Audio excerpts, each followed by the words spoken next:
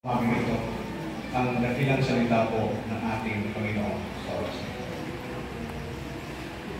If you have your Bible with you, and that was ating presentation, Philippians chapter 2 and then verse number 9. Pwede po bang tumayo tayong lahat sa presensya ng ating Panginoon? Let us read all together. Alright, kung wala kayong dalang Bible, kung mas maganda na meron ng Bible. Amen po ba? Alright, Philippians chapter 2 and verse number 9. Let us read all together. It is wherefore God also highly exalted him and given him a name which is above every name. Verse 11. And that every tongue should confess that Jesus Christ is Lord, to the glory of God the Father. The title of our message today is The Power of His Name. Ang kapangyarihan ng ating Panginoon Kristo. Tayo po ay nanalangin. Heavenly Father, we thank you so much for the privilege that you enable us to come today as we join ourselves together in one accord to glorify and honor your name. And I pray that you're going to speak to all your people here in Manoa Bible Baptist Church. And I'm praying for every member of the church that may have great grace and blessings abound to their lives. And also we pray for Pastor Gary right now that he's in the hospital. We pray for his recovery. I know that our body is susceptible to many things. But Lord, we pray for his healing. We pray for his recovery. We pray for your provision. Especially, Lord, we pray for all the members of the church, sa kanilang kabuhayan, sa kanilang pamilya, sa kanilang mga anak. Lord, we give a praying that may have great grace, provision, abound sa kanilang Panginoon. Pagpalain mo ang iglesia ito, at we pray, Lord God, that more souls will be saved. Use this church as a lighthouse to this barangay, Panginoon, at sa mga karating sitios na maabot ng magandang balita. Revive us today. We claim the power of the Holy Spirit, and we pray for the blood of Jesus to cleanse us from the stain of sin. And we ask all these things to you. In Jesus' name we pray. Amen. Please be seated in the presence of the Lord at tayo po ay maupo na. The power of His name. A lot of people are so powerful in this world. Kung titingnan mo sa kanilang, marinig mo yung mga pangalan, ito ang pangalan ng isang, sabihin natin, mayroon na ito, kapangyarihan ng pangalan ito. Diba? Kung isa sinasabi natin, this governor, this congressman, the president, the leaders of the world, the United Nations, powerful name. But listen to me carefully. They are not powerful because they are just taken out of the dust. They're just merely creations of God. So there is no such thing as power in them. But there is a powerful name that above every other name given among men. That in the name of Jesus. Amen? Amen. Ang kapangyarihan sa pangalan ng ating Panginoong Kristo. Wherefore, in Philippians chapter 2, isulat mo ni Apostol Pablo, Philippians chapter 2 and verse number 9, wherefore God also hath highly exalted him, and given him a name which is above every other name. And every tongue should confess that Jesus Christ is Lord, to the glory of the Father. Ng ating Panginoong Kristo na siya ay Panginoon. We believe that Jesus Christ is God. Amen? Amen? We believe that Jesus Christ is the Lord. We believe that Jesus Christ is the Creator. Kaya pag mayroong pumatok sa inyong bahay at pupunta sa inyong bahay, mga kapatid, kakatokin kayo sapagkat sila ay magaling mag-explain sa Biblia at marami pong natawag nating mga na-deceive. Okay na kanilang mga katuruan, kakatok yan sa bahay nyo at sasabihin nila na si Kristo ay tao. Hindi po totoo yan. Na si Kristo ay tao lamang. Si Kristo ay Panginoon. Amen. Si Kristo ay Panginoong Diyos. He is God. And He is the King of Kings and the Lord of Lords. Kaya nga po, yung mga kumakatok sa ating bahay, pupunta at magtuturo sa atin at ituturo sa atin si Kristo ay isa lamang tao, yan po ay isang ring katuruan. We as Baptists, we believe that Jesus Christ is 100% man and 100% God. Sapagkat si Kristo ay nagkatawang tao. Are you with me? Nagkatawang tao. I will give you doctrine. Bakit nagkatawang tao? Because God is a spirit. Are you with me? Ang Diyos ay espiritu. Now, may question. Can you crucify the spirit? Ang espiritu ba ay maipako mo sa cross? Mapako mo ba sa kahoy? Hindi. Because, so therefore, we as believers, we believe that Jesus Christ is 100% man. In John chapter 1, the Bible tells us, in the beginning was the Word, and the Word was with God, and the Word was God. And in verse 14, and the Word was made flesh, and dwelt among us. Yan ang Panginoong Kristo. Yan ang tinuro natin sa mga bata, yan ang tinuro natin sa mga juniors, yan ang tinuro natin sa mga young people, that Jesus Christ came in order to be crucified on the cross. The Son of the living God crucified on the cross. Ang Panginoong Kristo ay nagkatawang tao. Upang ang kanyang katawan ay yun po ang ipako sa cross. Upang tayong lahat ay maligtas at magkaroon ng buhay na walang hanggan sa pamamagitan niya. Jesus Christ is Lord for the glory of the Father. Look at the promise of His name. There is what we call promise of His name. Meron pong pangako sa kanyang pangalan. Pastor, ano ang promise sa pangalan ng Panginoong Kristo? In Acts chapter 2 and in verse number 21, the Bible said, and it shall come to pass that whatsoever or whosoever shall call on the name of the Lord shall be saved.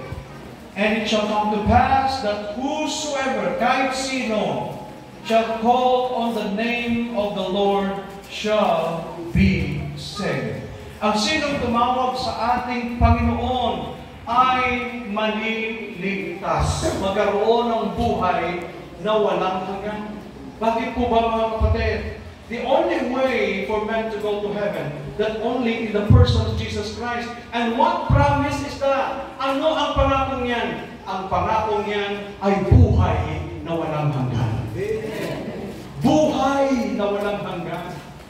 Kaya parati kong sinasabi ito sa mga marami. Even in different churches and other places, parati kong sinasabi ito, hanggang kailan po ba ang tao manatili sa lupa ito?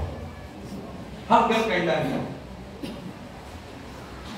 Meron akong tinanong niyan one time kasi when I was in Bacolod, mahilig akong Bible study kung saan bang kinatatakutan ng marami. Kung saan ba sila natatakot, pumunta. Yung sinasabi, huwag kayong pumunta doon na kasi maraming notorious dyan. Huwag kayong pumunta doon sa barangay ko kasi maraming notorious dyan, maraming addict dyan, maraming snatchers dyan, maraming nanakaw dyan, mahuldapan pa kayo dyan. Huwag kayong pumunta doon. Doon po ako pumupunta. Akalain mo, napagkamalang pa akong, akala niyo ba, Bible lang yan? Uy, hindi yan. Puso kayo anong hindi ko noon. Oo, yung tawag na doon, tukang-tukang doon. Eh, yung mga adik ngayon, iisip na, hindi pa naman. Mapagkamalan pa ako. Sabi, baka gripuhan ka dyan, Brad. Huwag ka nang bumalik. Sabi ko, bahala kayo. Basta pupunta pa rin ako dito. Dala ko yung kaldero. Dala ko yung kaldero. Ang kaldero, na kahit isang buong baboy na 100 kilos, sasaktapin mo, kaya doon. Brother Edwin, si Brother Edwin, magluluto. Salamat, Brother Edwin, sa magluluto. Ang lagay ng kaldero, sabi ko mga Bible student, ilagay niyo yung pagkain dyan. Kasi magkaroon tayo ng feeding program. Pasok tayo doon. Pinasok namin yung lugar na yan, mga kapatid. Sapagkat ako'y naniniwala, kahit na nakakatakot itong mga idol nito, mga magnanakaw na ito, yung mga sila ay nahanap ng Panginoon eh. Jesus Christ came for the sinners. Amen po ba? At walang pinipili kahit siya dumating ako doon, mga kapatid, nagtutumpukan ang mga prostitutes doon. Nagtutumpukan yung mga adik, yung mga majumira, yung mga andun lahat, mga tongkins, kusaynis, brothers area, andun din. Sabi ko, dalhin yung matiro doon, ipunin ng lahat ng mga bata, ilagay yung maliit na karaoke, may karaoke na dala eh. Ipunin lahat ng mga bata, ipunin mo lahat ng mga bata. O, awit tayong lahat, akalay mo yung mga bata, 100 nandun, dami mga bata. Sabi ko, pag hindi kayo awit, wala kayong kaldo. Ano yung kaldo, Pastor? Aros kaldo. Dala kami isang katerpang aros kaldo. Wala kaming cups dito. Kaya umuwi kayong lahat. Kumuha kayo ng mga baso ninyo, kumuha kayo ng mga kutsara nyo, at lalagyan natin ng aros kaldo dito. Mainit pa.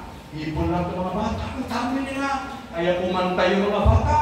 Ang kanta ng mga bata, si Jesus ang dalan sa kalangitan. Sino bang marunong mag-Ilonggo dito? Ay, wala. Tagalog pala kayo, no?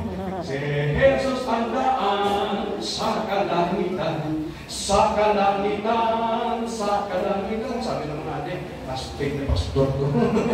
Si Jesus ang daan sa kalangitan. Ano mo sa Tagalog yung may kalipay? Doon may tuwa. Doon Di may tuwa. ko may kasiyahan. Tuwa kailan? Oh. Yung kanta ko sa mga bata, translate ko lang sa Tagalog. Andun din yung mga bata. Yung iba, wala akong proy. Andun, napata ko. Tapos may mga ano pa, mga sipon, may mga ano pa. Pinipili mo mukha ng mga bata nandun. Siyempre ko, tinipon kayo rito. Dala nila, akala mo ba nung dala nila? Pitsen. Sabi ko, caps lang. Dala pitsen. Kasi hindi si mama. Pati nanay, hindi din. O sige. Bigyan. Napaupos din yung mga staff namin. And then we go to the community. We knock on the doors.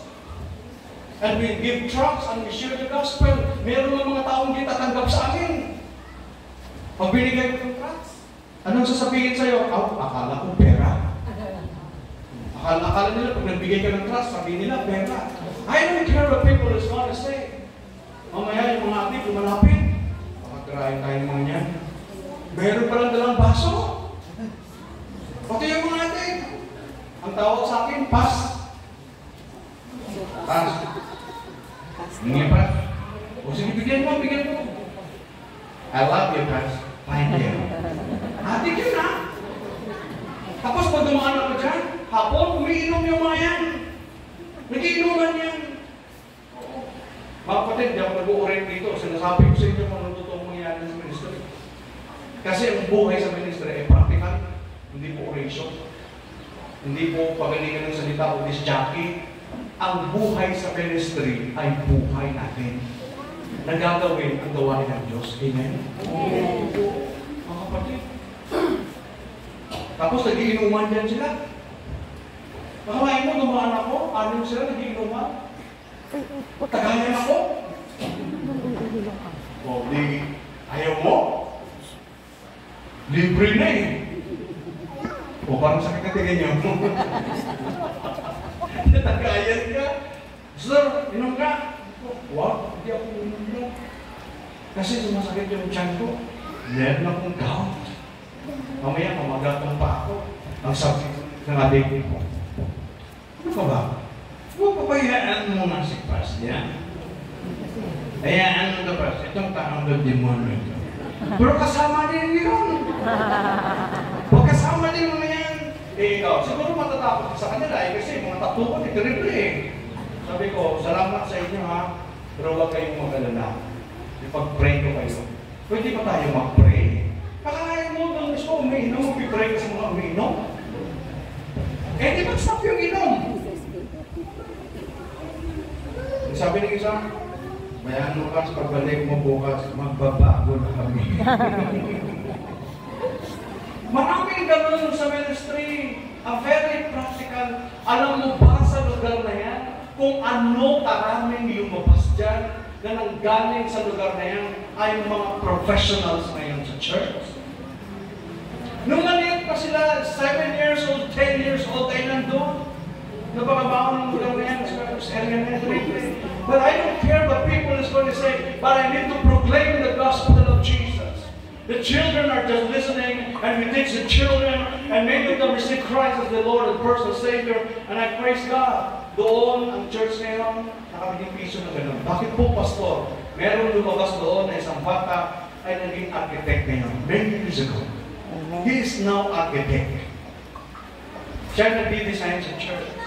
Mga accountant and professionals. Meron din isa, ngayon ay isang electrical engineer, isang malaking businessman, negosyante. Pakikita mo yung mga buhay nila, life change.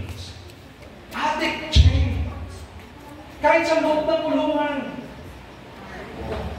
Noon nandun ako sa loob ng kulungan, mga kapatid, iyak na iyak ako sa loob ng kulungan. Pastor, nakulong ka pala. Hindi po ako nakulong. Kundi ako po ay nag-microphone study sa mga inmates sa loob ng kulungan. Meron doon na sabi niya, Pastor, 3 times mo inaglaban. Papapatawad ba ako ng Diyos?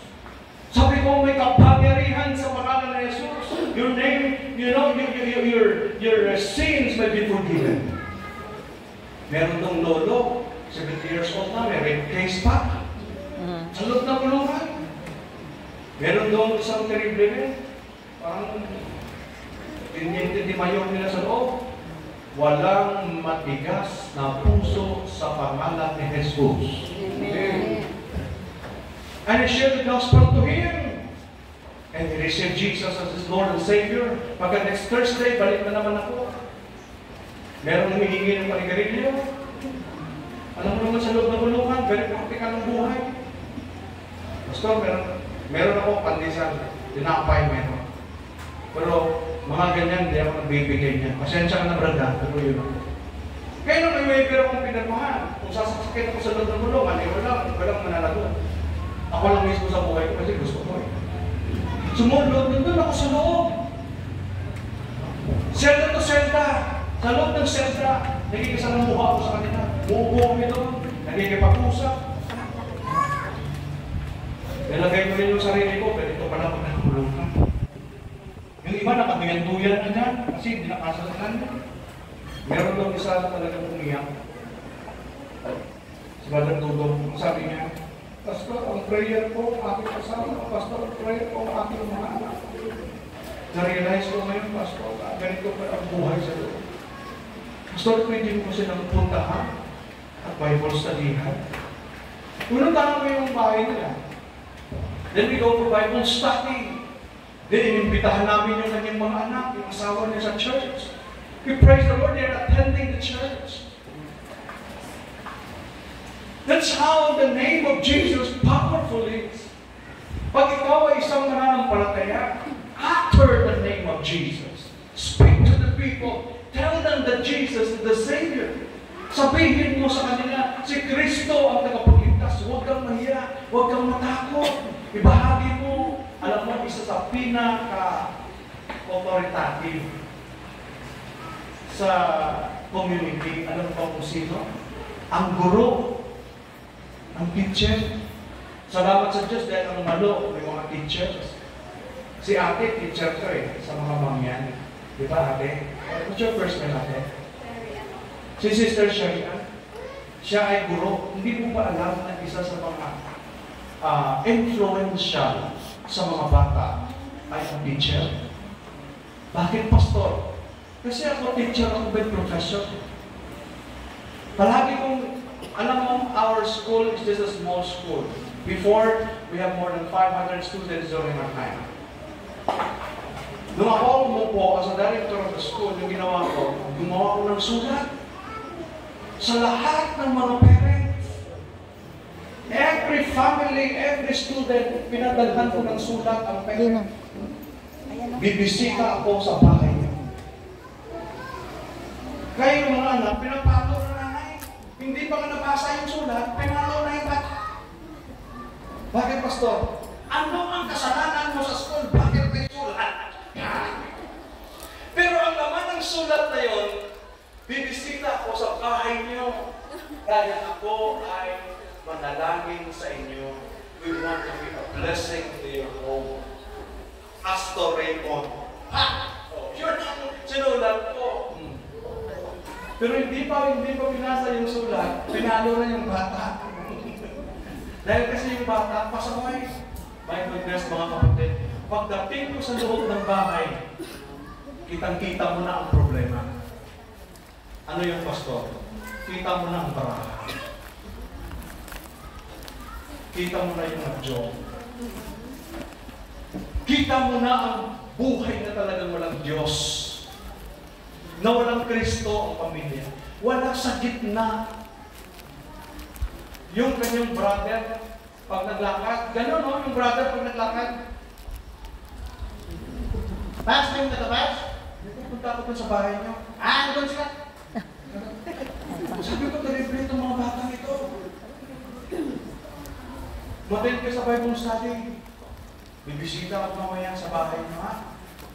Pagdating ko pa lang sa bahay. Kasi tinitingnan ko as a teacher, ano ang problema ng isang bata? Bakit ganyan siya sa school? Ganyan ang burden ng teacher eh. That's what idea na meron ako. Kaya kinausap ko lahat ng mga teachers, mag-visitation tayo lahat. Every Saturday, lalabas tayo ng mga teachers. Pastor, hindi ko kasama sa sahod yan. Hindi yung kasama sa sahod niyo. Basta't lumabas tayo, mag-visit tayo. Kita niyo si Sir Jeriel? Sabi ni Sir Jeriel? Tuturo ng bata. Kita niyo ba si Sir Jeriel na maupo dito? Okay. Sila na po yung mga next generation na nandun. Siya po ay math teacher doon, Sir Jeriel. And I believe in the power of the name of Jesus that can change life. Alam mo ba si Jeriel, siya nang galing? Elementary pa lang siya. Ganyan siya kaliit ko sa batang niya. Doon tumayo ka na. Maliit pa siya dyan. Si Jeriel nung napunta sa amin, kung anong kinakain ko, yun din yung kakainin niya. Kung ano yung sa bahay ko, yun din siya. Andun na din siya. Anong ulam dyan? Sige, kumain ka. Ulam ka dyan. And I thank God for his life when he received Christ. Saan siya galing sa evangelistic meeting namin? Yung pasini. Kita niyo ba, nagpapasini tayo bawat gabi? Diyan yun siya nagaling. He received Christ as his Lord and Savior, but this is time he got baptized in the church. Pinaaral namin sa LCA. Then he go to college. And then he go to college, he graduated from his college. And he take the board exam. And he passed the board exam. And now he's a teacher. Nagtuturo siya, pero nagsiserve siya sa Panginoon. May sahod ba sa kado niya? May sahod ba yung Sunday niya? Wala yun. They serving God in their lives. Sabi ko sa kanila, kayo mga teacher, kayo ang ma-influensyang tao sa harap ng mga estudyante. You can win your students in the Lord. You can. You can win them to the Lord. At tulad nito, alam mo, isang na-influensya nito, yung pagandahan sa Malo, kasi kumpleto kayo sa armas dito, hindi armas na ano ha, hindi kumpleto kayo dito, may guro, may guro, di ba, may mga businessman, di ba, kumpleto rito eh. Tapos, hindi lang, may, siguro pa, may engineer pa kayo rito, may seaman, okay, kung ano pang man, okay. Ano pa? Politician, kumpleto. Hindi nyo ba alam na ang mga politician, isa sa mga influensya tao? You can! Nalala mo ba si Sir JJ? Sir JJ? Yung papa niya, may konsihal. Si Pastor JJ, yung kasama namin umuwi na. Yung papa niya ay konsihal. Papa niya. Yung papastor. Yan ang aking endorser na tatakbong board member sa 4th District sa anong lugar. Ihanda ka na namin. Nagboto-boto na kami na tatakbo ka. Saan ako tatakbo? Sa rice field? Sabi niya, hindi. Tatakbo kong board member. Sino kalabanin ko? Tatlo. Kalabanin mo. Kalabanin mo sa Villana, Catoras, mag-divide yung boto. Pastor, marami kang baka. Marami kang baka. Parang sabihin ko yung totoo nga. Parang nag-iisip na rin ako. Sabi ko, oo nga. May baka ako. Mga Baptist churches, mga convention churches, sabi ko pa, kasawit ka pala ako. Tapos, pastor, kilala ka na. Sa wedding program, sa film showing, every town ng mga distrito, may napasok ka namin. Sabi niya, pwede ka na. Sabi ko lang, wala ako logistics eh. Wala akong pwedeng pang gastos dyan sa mga tao. Sabi ko, kayo na lang. Nagiging nakusap ko si mama niya eh. Sabi ko, tatakbo ko. Saan ka tatakbo? Sa ovan. Sa daan? Hindi. Tatakbo ko, board member sa board district. Eh, mataas na yun eh. Sana okay lang sa konsihal ka eh. Barangay, konsihal, sa city. Hindi. Apat na eh. One district, sa district na yan eh. Fourth district. Tatakbo ako ito. Mga tao ito, kalalabanan mo. They will help you. Parang maniwala na ako ba? Sabi ko, hindi. Sabi niya, wow. Siyempre, masunurin ka naman. Kayo, masunurin ba kayo? Unang tatay. Parang ayaw yung sumagot. Sabi niya, i-walk, hindi walk na lang. At sinabi ko rin sa puso ko, walk na lang. Bakit? Kasi ito ang calling ko, mag-preach ng gospel. Pero pag ikaw dyan ilagay ng Panginoon, ikaw ay isang konsihal, ma-influensya ka. Ma-influensya ka. Bakit po ba, Pastor? Kaharap mo palagi tao eh. Amen po ba? Kaharap mo palagi tao. And I believe that there is a promise in His name. And the only thing that we can share to people, the promise of eternal life. Ang buhay na walang hanggan. Pag ikaw ay isang guro, ikaw ay isang tao, always after the word, there is a promise in the name of Jesus Christ. Another thing, if you are knocking on the door, pag nagsulwiling tayo, sino na po ba nagsusulwiling dito ngayon? Yung nag-share ng gospel, nagsishare ka na ng gospel. Sa mga members, meron na po ba? Huwag kayong mahiya. Atin lang to. Naka-network pa tayo. Wala naman eh. Sige, sino po bang nagsusulwiling na sa inyo? Lumalabas ka ba? Nag-subscription ka, nag-share ka ng gospel. Meron na po ba rito? Pastor, natatakot ako eh. Natakot ako, Pastor. Hindi naman kita, hindi naman kita takot ng wiling. Sino lang ba ang nagsusulwiling na ngayon? Nagsishare ka ng gospel. Ayun, meron. O, si Pastor, andun. O dito, meron ba? Dito, side na to. Aside sa mga members natin. Okay, sa mga members, meron na po ba? Ito yun, Pastor. Ito yun. Alam mo yung tinuro ng Amerikano sa atin? Sa Solvene, ganito yun. Alam mo ba? Pag namatay ka, saan ka pupunta? Eh, tatanungin ka naman ng tao, bakit? Ikaw, alam mo ba? Ngayon, iba na. Tatanungin mo lang siya. Very simple. Malalaman mo kung may Kristo talaga siya wala. Ano yung Pastor? Tanungin mo lang siya. A very simple question. Pag nagsulwiling ka, try mo magsulwiling. Kung tatanungin ka kaya, ate, may kaharap ka na, no? Ate, kung tatanungin kita, darating ang panahon na tayo'y mamamatay. Ngayon, kung tatanungin ka ng Panginoon, bakit kita papasukin sa aking langit? Hindi yun harmful eh. Kasi sa atin, pag tinanong tayo, tinuturuan tayo ng mga Amerikano eh. Alam mo ba, pag namatay, nagpo-posisyon yan eh. Di ba? Alam mo ba, pag namatay ka, saan ka pupunta? Ginamit na yung Bible student natin sa Bacolod. Ang sabi niya, ay, alam mo ba, pag namatay ka, saan ka mapupunta? Ang sabi ng matanda, kumuha siya ng itak. Ang sabi sa kanya, pagpatay ka, hindi ka doon. Tumakbo, kasi ka tumakbo sa tumbay ako. Tumbay yung ano eh, yung kudar nila. Takbo sila dalawa. Si Pastor Oting, si Pastor Kemstone ngayon, dalawa, nagpastor yung dalawa ngayon. Yan ang ginamit nilang method. Alam mo ba, pag namatay ka, gumagano'n ba? Saan ka pupunta? Eh di kumuha yung itak yung matanda, sinabol sila sa dalawa. Patay mo, buhay pa ako, patay natin. Tumakbo din yung dalawa.